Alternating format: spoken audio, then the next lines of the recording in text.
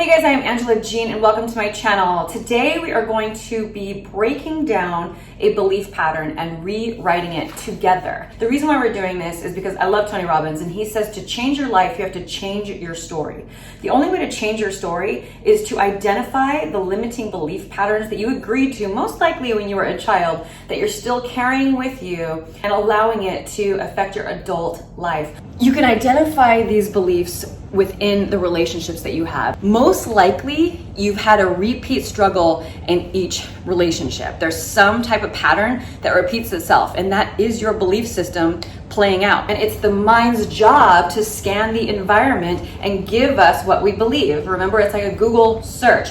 Whatever we believe is what's delivered to us, like mail, return to sender, every time we have that thought of that limiting belief. And that's why it's very, very imperative to rewrite your beliefs so that you can start scanning the environment for things to affirm the new belief, which will give power and energy to solutions and building out your new life. All right, let's get started.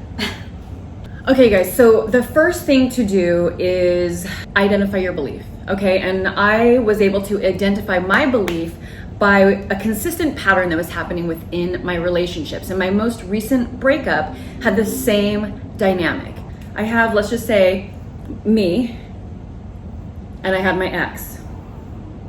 You have this other family member that was the same sex as me, okay? So let's just say another woman, but not another woman like third party. And then I was like, okay, so what am I looking at here? And the thing is, you guys, we can't stay focused on what's happening in the 3D. There's something much bigger going on in the 5D. You know, you get really small-minded with it when you really need to look at a bigger perspective of what's going on. Okay, so me, my ex, this other family member that was kind of orchestrating and getting in between our relationship and pretty much driving a wrench between it in my eyes. But there was something bigger going on here.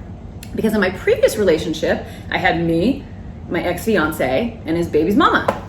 And it was the same scenario.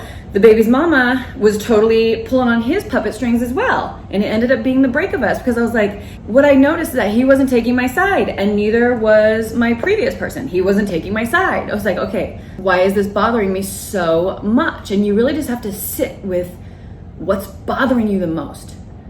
And I just kind of sat there and you have to be alone to do this. And then I tracked it all the way back to a scene that happened in my life when I was 12 years old. And that dynamic was, it was me, my dad, and my stepmom, okay? And I was in my teens. This was my second stepmom. My first stepmom was very abusive. So by the time the second stepmom came around, I was like, no one's telling me shit. No one's touching me, because my first stepmom was very physically and mentally abusive. And my swords were up, you know what I mean? So maybe I was defiant. I don't even know, you can't really remember if you are or not. But regardless, there's a situation that happened one night. It was like after dinner. Her and I got into an argument. And I remember where I was standing on the end of the stairs. And she said to my dad, Joe, it's either me or her. One of us has to go. And I looked at my dad and he just sat there in silence, which is another thing my ex taught me too. We'll get into that in a second. So I looked at my dad and he just sat there in silence. And to me, I'm very reactive and I'm very quick with my response. And I was like, I took it as his non-response meant he wasn't choosing me. And boom, there you go, belief. And it also came along with more things. He doesn't love me. He doesn't care about me. And he's choosing her over me.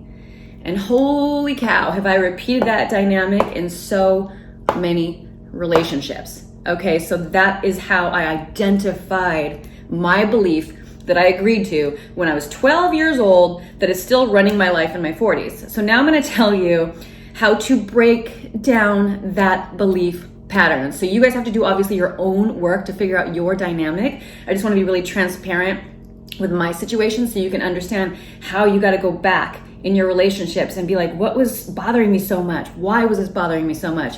You will connect those dots. I promise you'll connect those dots. So now I'm going to show you how I broke down my belief pattern and rewrote a new story. And it's not that it's not being triggered anymore. It's just once you start identifying it and be like, that's a fucking lie. What does the 12-year-old know? You know what I mean? I'm an adult. And then you start rewiring the new thought pattern, you'll stop attracting it. Everything you attract in is your higher self trying to heal a wound, okay, you guys? So until you heal the wound, you're going to keep attracting it in. So now I'm going to show you how to break down that belief based on the adult mind. Okay, so now my belief was, he doesn't love me, he doesn't care, and he chose her over me, okay? Now let's focus on what my adult mind knows about life, which a kid doesn't know about life. My dad worked probably 14-hour days as a single dad his whole entire life, okay? So he's working 14-hour days to support 3 girls, okay? What else do I know? I know you're tired as F when you get home. Tired. I also know my dad is an introvert. Introverts aren't like me. I mean, well, I'm a mix, but introverts process information, and that's another thing I learned from my ex. Some people process before they respond. So I think he was probably processing. He was probably tired. He's probably thinking, holy shit, I just want to drink a beer and watch football. Like, do I gotta deal with this? Now, as an adult, and I understand working, I understand exhaustion, I understand having to pay bills, I understand the dynamic of relationships and how difficult they are already without the kids. I just understand a lot more that the child mind has no clue about, you guys. We wake up, we're fed, we're sent to school, like we don't know anything about anything. So there was so much more going on that night in that moment than I could possibly comprehend. You know, and you get into this victim mentality that leaves you rooted in this belief system. So that's what I did to break down the belief. And now anytime it's triggered and I think that this person's not choosing me, or I think this person doesn't love me, I know to think outside of that little tiny box that I have put in this dynamic in. And that's how I have rewritten my belief system. In the meantime, that's kind of your homework, you guys. That's exactly what I did. It's very simple. Once you can sit down with yourself and get really clear and have awareness on the dynamics that keep playing out in certain relationships, that holds the belief pattern. And then once you have the new belief written, you no longer give energy to the old belief. You no longer fire and wire in the old way that you used to. And you can use that energy to move you forward into the life you want. Use that energy to move you forward into the woman that you actually are, not the little child that seems to be running the ship. All right, you guys, so that is a quick tip on how to identify and rewrite your belief systems to change your story. And if you did not get to see the last video I posted, it's a video about karmic relationships. These karmic relationships are 1000% triggering your belief system. So if you don't know what a karmic relationship is and what it's for, watch that video. It's very, very, very informative. I'm going to put it on the end card and I'll see you guys in a few days. Bye. Thank you so much for watching, you guys. If you have not subscribed to my channel, go ahead and click the circle right there. And that video about karmic relationships, which is so freaking good, is right there. Check that out and I'll see you soon.